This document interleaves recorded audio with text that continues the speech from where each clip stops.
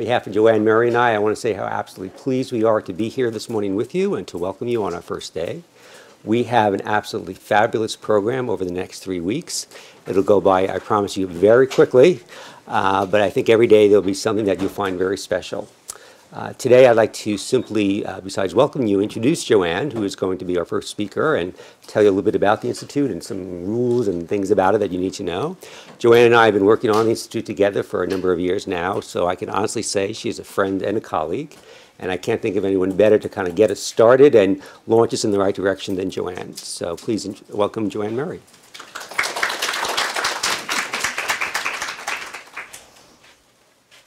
So thanks, Professor Joyce, who did not tell you that he got off of a plane at 10 o'clock last night. In my remarks, I was going to comment that he was unable to be here this morning because he has been in suffering in Southern California there, in San Diego at the National Economics Association.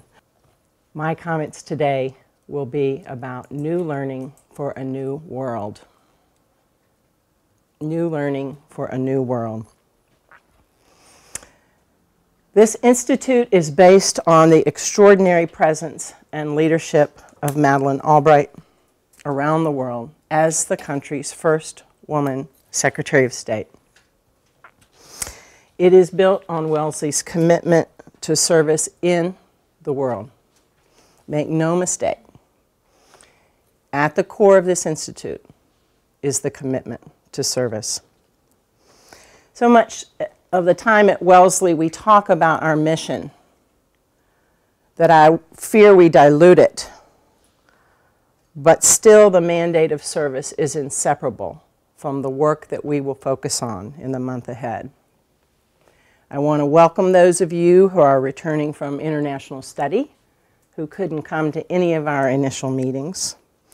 I want to welcome those who are returning from nearby, just a few miles away, those of you who are Massachusetts residents, and those who have come many thousands of miles in order to be here and are probably still feeling a little jet lag this morning in order to be here.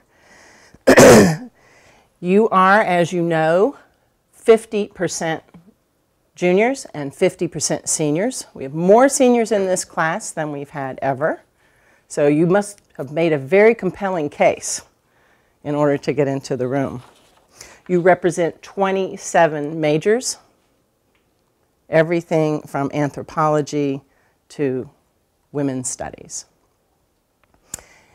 31 of you have U.S. citizenship, although 10 have dual citizenship within that 31, and 9 of you are international students.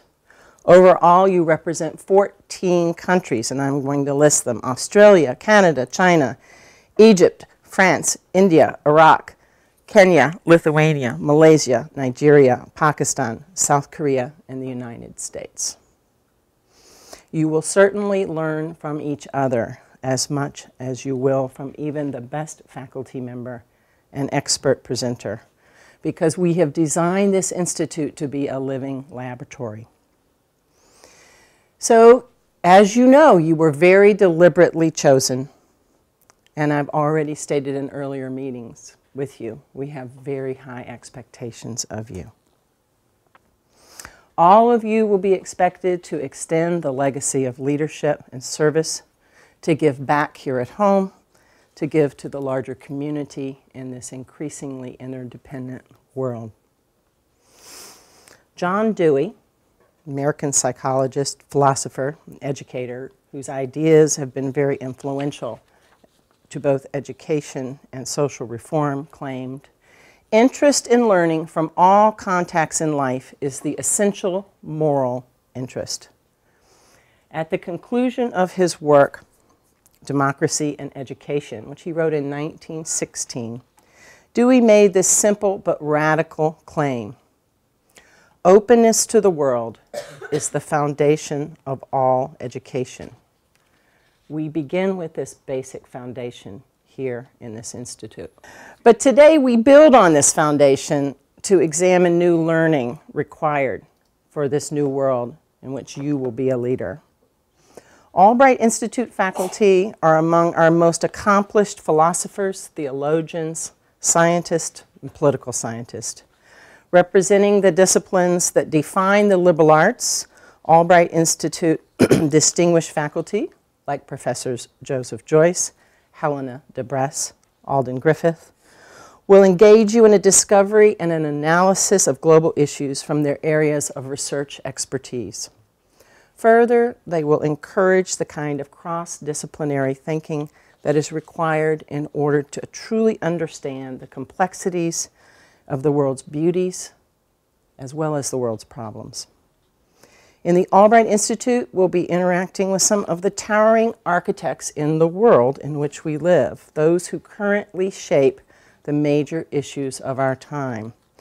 Today's opening presenter, Catherine Marshall, Ophelia Dahl, Vivian Penn, Amelia Fawcett, just to name a few. And of course, this year's distinguished visiting professors, Hank Paulson, Wendy Paulson, and Secretary Albright herself. A former head of state, the first African-American woman to direct the National Institutes of Health Division on Women's Health, a pioneer in her own right, a Saudi princess who's choosing to devote her life to advancing women's rights in the Middle East, a researcher from our own Wellesley Centers for Women, who's now the head of Hillary Clinton's Public Service Initiative, and even a spy who was undercover for 24 years. These are but a few of the women and men who will provide expert insider perspectives on today's most vexing global issues. Now, those who have been through this with me for the last 4 years know that my favorite thing to do at this moment is to talk about one of my heroes, Billy Avery. Billy Avery formed the National Black Women's Health Project. She's a MacArthur recipient, and she was a dear friend to one of our prior presidents. And she charged the Wellesley crowd at the inauguration of that president to be kind to her, to be forgiving, but more importantly, she charged her what I am going to charge you with today, which is to take every lesson you can from a woman's life. Take every lesson you can from a woman's life. These women are not coming here only to teach you a segment. They are coming here to talk to you about how they form their view of the world, how they form their understanding, and form their ability to make a decision about the next steps in whatever their field of expertise is. This is your opportunity to learn from them, not only about the specific topic, but about how to construct a life. And you will find they're remarkably open with you. You will find that what they won't say up here in the front of the room with the lavalier mic on, they will say afterwards. Make yourself come forward. Ask that question. Often what we have found is that when the formal discussion is over and the questions start coming, that's the most powerful time in this room. So please, let those words from Billy Avery inform your time here this month. Through academic expertise, leading practitioner perspectives, and cross-disciplinary approaches, we invite you into this month-long dialogue. In one of her first convocation addresses, President Bottomley challenged the college community to be more intellectually vibrant, to take some risks, to not only be focused on the end goal.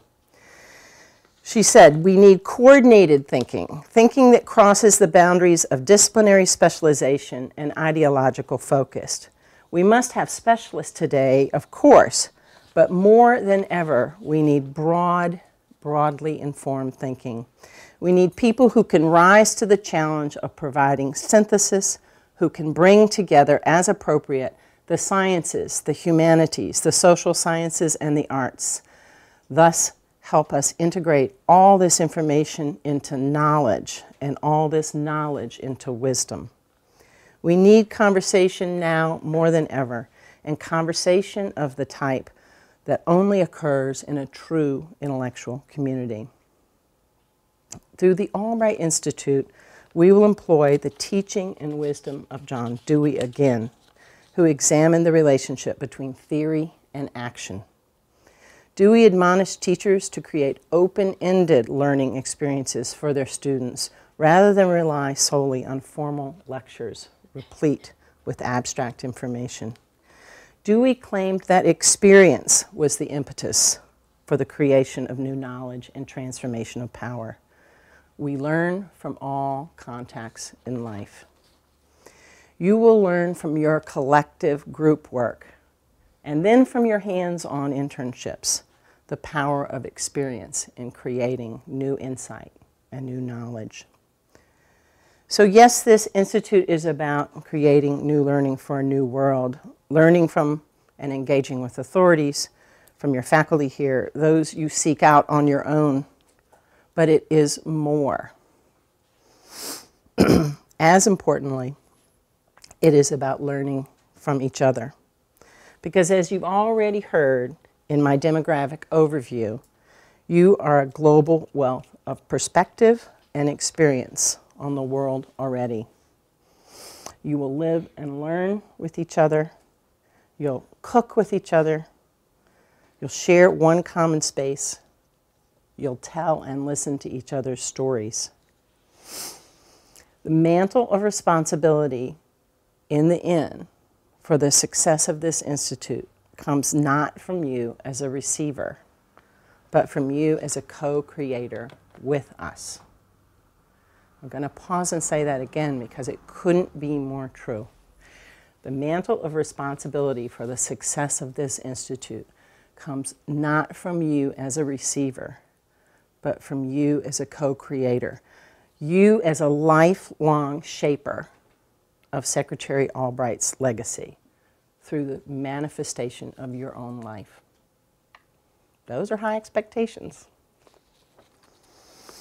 It's about collective action over individual achievement, learning that what we can figure out together and design together across disciplinary boundaries, personal strengths and histories, holds the key to real understanding and therefore real problem solving.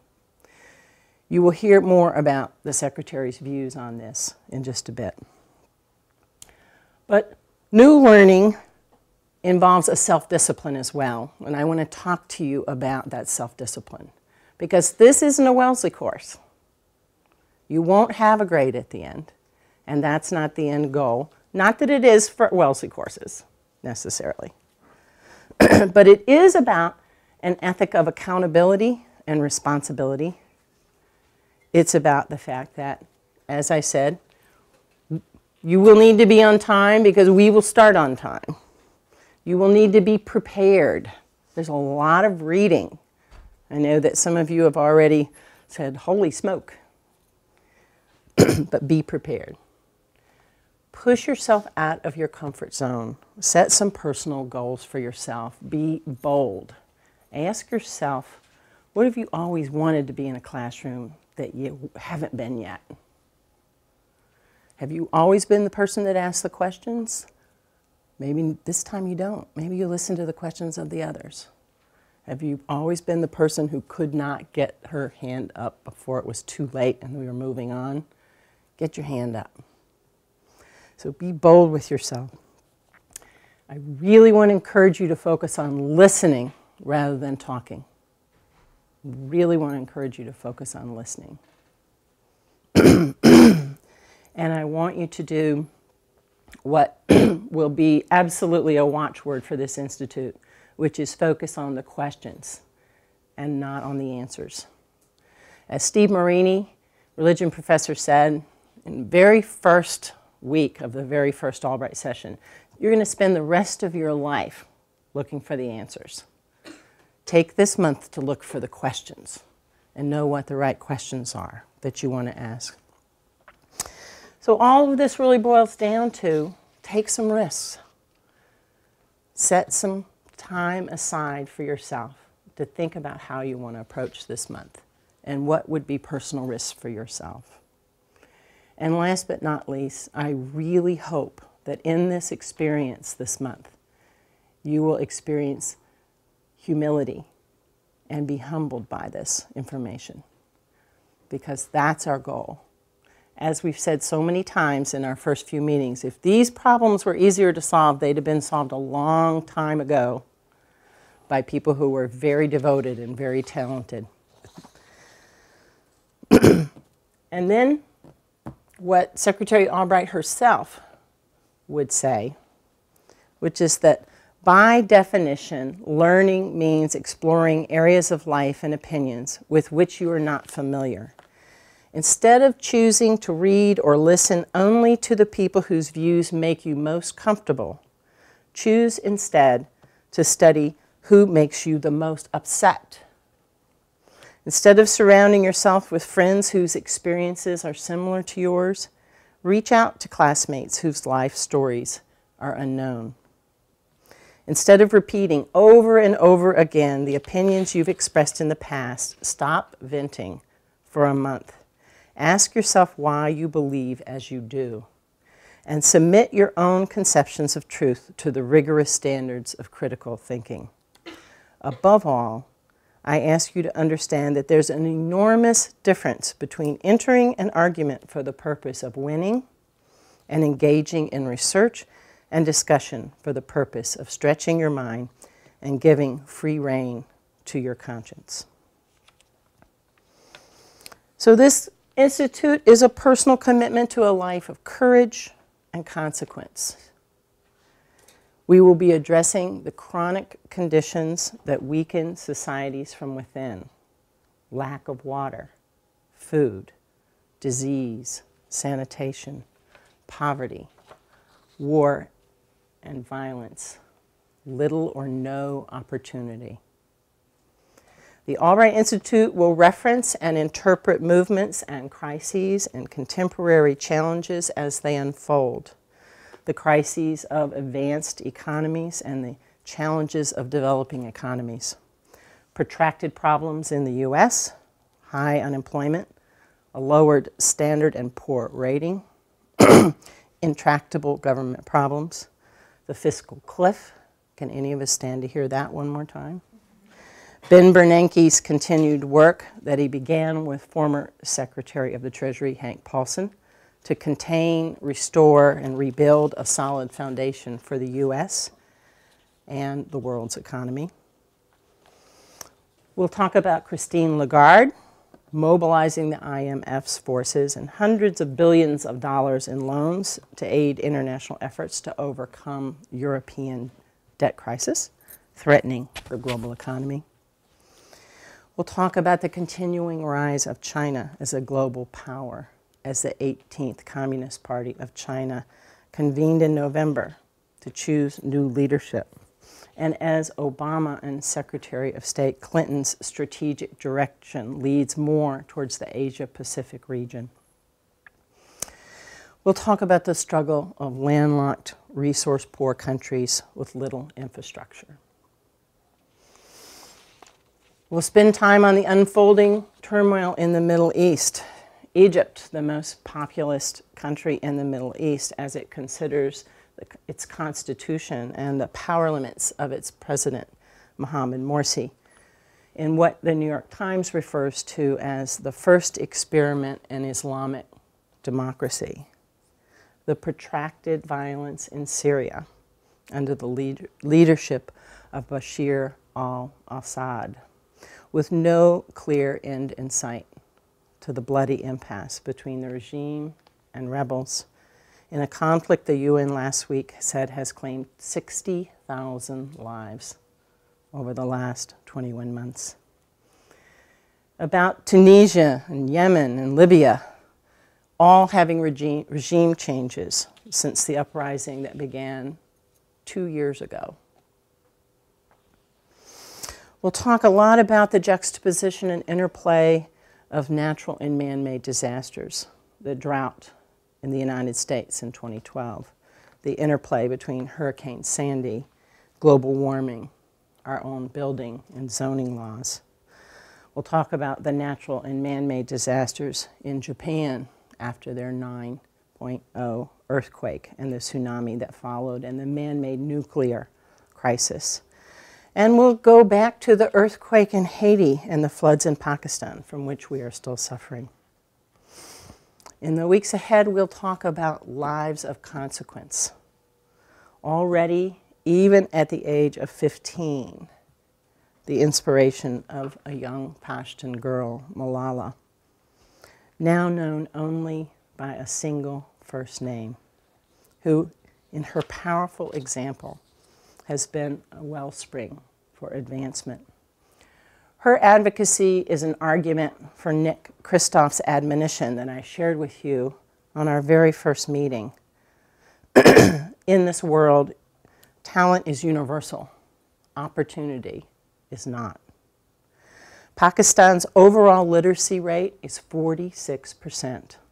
For women, it's 26%. 3 out of 4 Pakistani women cannot read or write. Literacy rates in rural Swat area where Malala lives are believed to be between 3 and 8%. We're going to talk about lives of courage and resilience and endurance. Aung San Suu Kyi, the Burmese opposition leader, whose lifelong, unflagging efforts to show support for Myanmar and many people throughout the world who are striving to attain democracy, human rights, and ethnic conciliation by peaceful means. Can any one individual's life or death shape a nation or a world? Just as the death of the Tunisian Mohamed Bouazizi through self-immolation 2 years ago, almost exactly today, is credited with launching the movement that led to the Arab uprising. Can the death from the gang rape of a 23-year-old medical student on a public bus in New Delhi result in enough worldwide outrage to spark a movement that will bring about change? Her death has prompted acts of courage to stand up for the first time, perhaps, as women and men have in the face of this atrocity, and so many more atrocities that are publicly unknown. And just as this woman's death has lit a flame, we may never be able to measure the impact of all these figures' courage, boldness, perseverance, and endurance on the lives marked by quiet certitude. The largely unknown and unnamed and unrecognized women and men who, inspired by them through their dailiness, forged a new path of justice in their own lives as water slowly wears a rock. In 2012, we celebrated the passing of lives of activism artists, musicians, and poets, that of Dave Brubeck and Adrienne Rich. A jazz pianist, composer, and band leader, Dave Brubeck used his talent not only to enlarge a musical genre, but to fight injustice at home and internationally. In the 1950s, Brubeck stood up to U.S. authorities, principally on college campuses, who would not allow a racially mixed band to perform. He refused to tour South Africa in 1958 when asked to sign a contract stipulating that his band would be all white. Moreover, as a composer, Mr. Brubeck used jazz to address religious themes, to bridge social and political divides. His works dealt with blacks and Jews in America. He lamented killings at Kent State, and his music helped to bridge historic divides between Reagan and Gorbachev. He welcomed with his jazz Pope John Paul's first visit to the United States. As a poet, Adrienne Rich used her words to make starkly vivid, paradoxical connections. So people always ask me what makes a Wellesley education one that sticks, one that scratches under the surface, one that for right and for wrong persists throughout a lifetime. It is so much more than the presence of role models, though there are plenty. It's so much more than learning the great texts, historic and those emerging, likely to someday bear that label. It is so much more than being asked to analyze, deconstruct, reconstruct. And yes, it is even more than learning to connect insight into action for lifelong work and service to others for the greater good of the world. So what then is a crucible for global leadership? What is a Wellesley education, and what is this institute about? I'd like to read to you a poem from Adrienne Rich that she wrote in her book, Dreams Before Waking, in 1983. What would it mean to live in a city whose people were changing each other's despair into hope? You must change it. What would it mean? What would it feel like to know the country was changing? You yourself must change it. Though your life felt arduous, new, and unmapped, strange, what would it mean to stand on the first page of The End of Despair? When Cheryl Strayed was memorializing Rich, who died in 2012, she chose 6 words from one of Rich's poems, Diving into the Wreck. We are, I am, you are. She wrote, in those 6 lean words, she bound us together, the entire beautiful, ugly mass of us, made by virtue of her words, indivisible. She was a connector of things, art to politics, love to rage, consciousness to action, society to self, power to wound, me to you, us to her. In this institute, I eagerly await how you will be the great connectors. That is what a Wellesley education is. In designing the Albright Institute, we seek to open a path of possibilities to use your education to contribute to the field that calls you, about which you care most deeply, most passionately. What do you care enough about that you will bring your knowledge, ambition, resources, and network to focus on it? It may very well be that if you do that, leadership will follow. So today my charge to you, this 4th class of Albright Fellows, is to consider how you will extend Wellesley's reach in the world. As a poet or a scientist, a policy analyst, or a care provider, your presence as vibrant, informal, insightful members of our intellectual community will shape this institute. Through inquiry and action, we seek to understand and formulate ideas to address these vexing problems we will encounter.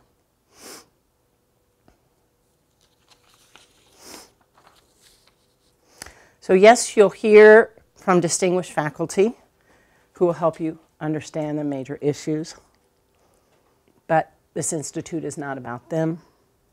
Yes, you will be interacting with some of the towering architects of the world in which we live, but this institute is not about them. And even though you will hear from those who currently shape the issues of our time and be asked to do that in your group work, this institute is not only about that. When we enter this community, we enter a covenant of service to live lives of noblest usefulness, as Henry Fowle Durant, Wellesley's founder, charged the very first students some 130 years ago. But it's more than with privilege comes responsibility, or to whom much is given, much is demanded. It's that privilege without responsibility has the potential for peril. A Wellesley education can be used to distance and insulate yourself from the problems of the world, or lead you to become a force to address them. It can separate you from poverty or catalyze you to uproot its causes. It can protect you from violence or mobilize you to work towards its end. Study and analysis disconnected from action can run the risk of being irrelevant and polemic. But action without analysis can be misguided and ineffective in addressing the causes of the problems that plague our planet. In short, your education can yield tools for your own advancement or opportunities to educate, advocate, and organize for the greater good. Secretary Albright's Institute is based on fostering and building leaders, to helping you discover and advance that passion that will drive you. How can your life's study, research, and action help shape a better, more just world? That's what a crucible for new learning in a new world is, and that is the Albright Institute. Thank you.